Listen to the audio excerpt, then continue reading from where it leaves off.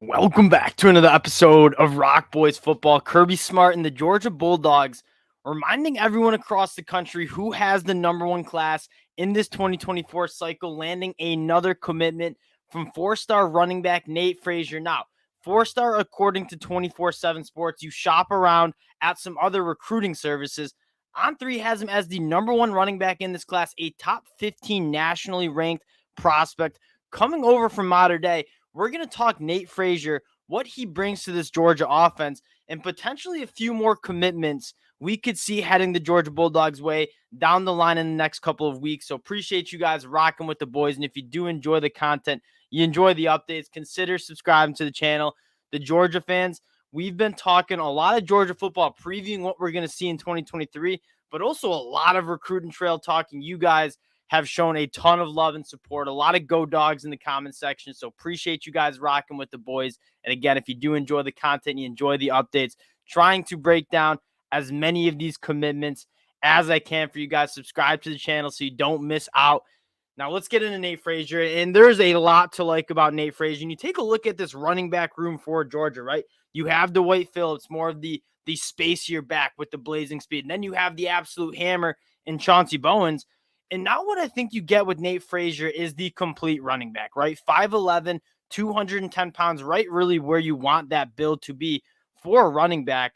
And then you take a look at the track and field times, a 10.58 100-meter dash time. So he not only does run with a low pad level, he runs the ball hard. I mean, at 210 pounds, but also has those breakaway burners as well. Looking at what he did as a junior at Mater Dei, which is a powerhouse, 11.4 yards per carry on only 61 carries for 791 yards. So very productive when he has the football in his hands. And you take a preview, and before we'll get into the Nate Frazier film, kind of break him down, but you take a look at what Georgia wants to do on the offensive side of the ball. Like, they want to get physical. They've recruited the best offensive line class in this 2024 cycle, and now they have three running backs that are not only all top 10 ranked in the cycle, but also running backs that really balance each other out really well, right? Getting back to Chauncey Bowens, kind of the hammer back. Then you have Dwight Phillips, more of the spacier guy. And now you have Nate Frazier, who I think is the best back of this group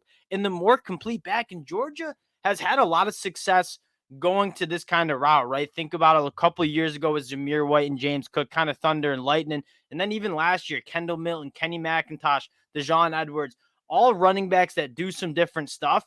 In Georgia, and that offensive coaching staff really do a nice job in kind of putting all those running backs in spots where they can be successful.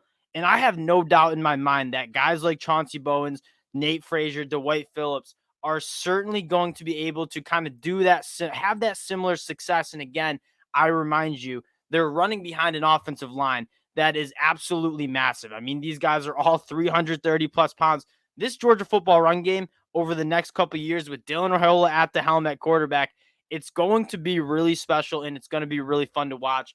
Now let's get into Nate Frazier and what he brings to the table, because you see, and I think you guys will see this too, kind of a complete back. I mean, can run through the tackles, really good shake when he gets to the second level, but also can bounce it out, work in space as well, really gets downhill, phenomenal contact balance. And again, when he gets to that second level, and if this Georgia offensive line can get Nate Frazier to the second level clean, he's going to make defenders miss, and he's going to hit the big play. Again, kind of an all-encompassing back that you take a look at the game, there's not many holes in what he does, and I love how he can get to the perimeter, really challenge safeties and defensive backs to take the perfect angle, because if you don't, he's faster than most of them and can kind of win. But he's also a guy that gets downhill too. He's not just an east and west runner. He's going to get downhill, north and south, and kind of make it happen. Can do it out of the backfield as well. 5'11", really nice pad level, takes on contact extremely well. It's kind of rare to see a 210-pound back have the track speed that Nate Frazier does, and then the shake that he does, right? The long speed, the contact balance, and the shake, all kind of like adding up to what I think is a really, really impressive running back in Nate Frazier, who again can get it out of the backfield, can win a lot of different ways with the football in his hands. Now, what I want to take us to is this Georgia class in 2024. And you know, the Florida State and Auburn fans, it's been fun for them. They got KJ Bolden and there's a lot of excitement around some other schools. Georgia fans, like, don't forget that this is still one of the most special classes, not only in this 2024 cycle, but what we've seen in the last couple of years, right? Dylan Raiola still committed at that quarterback one spot.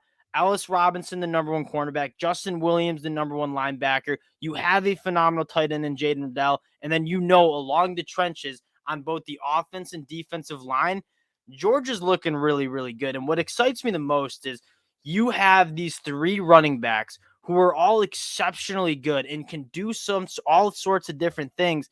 And then they're going to be running behind an offensive line that kind of the storyline of what we've talked with Georgia. They've had an elite offensive line the last 2 years, and a lot of excitement goes to the defense, and the defense has been phenomenal. Don't get me wrong. But Georgia has pumped out phenomenal offensive linemen, right? You got Broderick Jones going to the draft. I think they have probably 4 offensive linemen who go in the NFL draft in 2024. That's also been a success. They're a leading factor in Georgia's success, especially on the offensive side of the ball, the physicality and the ability to run the football. And you take a look at guys like Daniel Calhoun, 6'6.5", 370 pounds. You go down the list, and Nair Daniels, 6'8", 360. Get to Michael Ewini, 6'7", 335 pounds. Marcus Easley. It's a loaded offensive line group with a phenomenal quarterback, some playmakers on the outside, but make no mistake, this Georgia team is going to be running the football, and it looks like they're going to be running the football pretty damn effectively over the next couple of years. Now, for the fun part for Georgia, right? You already have 27 commits, one of the best classes that we've ever seen. Let's talk about a few targets that Georgia still has left, and I want to talk about not Williams-Nwaneri, we'll get to him, but Aiden Breland, a 5-star defensive lineman that has been kind of quiet regarding his recruitment process. Miami's in it. The Oregon Ducks are in it. Now, he also plays at Mater Dei, so teammates with Nate Frazier, and I think that connection could mean a lot. And we talk about Georgia and what they can sell with defensive linemen, the development, the ability to put them into the NFL draft.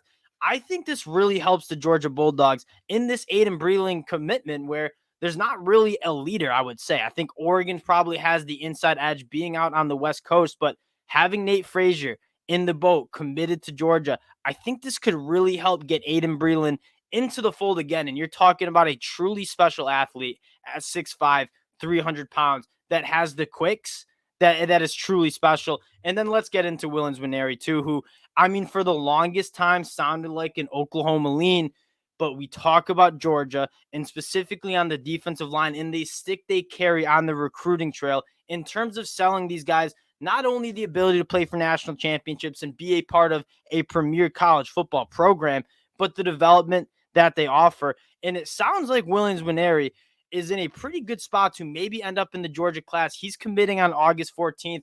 Those are 2 names for Georgia that I would certainly keep an eye on in the next couple of weeks. And again, a lot of hype going to Florida State and Auburn right now. Don't lose track of Georgia and what they're doing. I feel like the media is just looking for an excuse not to talk about the Georgia Bulldogs. They're still getting it done in the 2024 class and trending for a couple more really intriguing targets in Aiden Breland and Williams-Nwaneri. Again, appreciate you guys rocking with the boys. Love talking Georgia when I get the chance. The support from you guys does mean a lot. So if you enjoy the updates, you enjoy the content, consider subscribing to the channel as we continue to monitor Aiden Breland and Williams-Nwaneri. Appreciate y'all, and we'll talk to you guys later.